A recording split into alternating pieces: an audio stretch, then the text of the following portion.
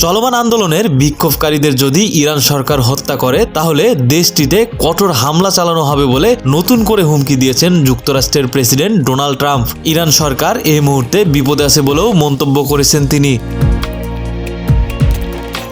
যুক্তরাষ্ট্রের হোয়াইট হাউসে সাংবাদিকদের ডোনাল্ড ট্রাম্প বলেন, ইরান সরকার বড়ই বিপদে আছে। আমার মনে হচ্ছে বিক্ষোভকারীরা অনেকগুলো শহরের নিয়ন্ত্রণ নিয়েছে। এমনটিও সম্ভব হতে পারে যা কয়েক সপ্তাহ আগে কেউ চিন্তাও করতে পারেনি।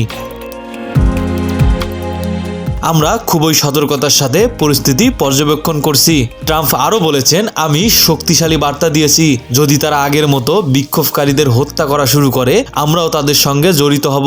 এর অর্থ এই নয় যে আমাদের সেনারা ইরানে যাবে, কিন্তু এর অর্থ হলো আমরা তাদের সেখানে খুব কঠোরভাবে হামলা চালাবো, যেখানে হামলা চালালে তারা সবচেয়ে বেশি আঘাতপ্রাপ্ত হবে। কিন্তু এমনটি হোক আমরা সেটা চাই না।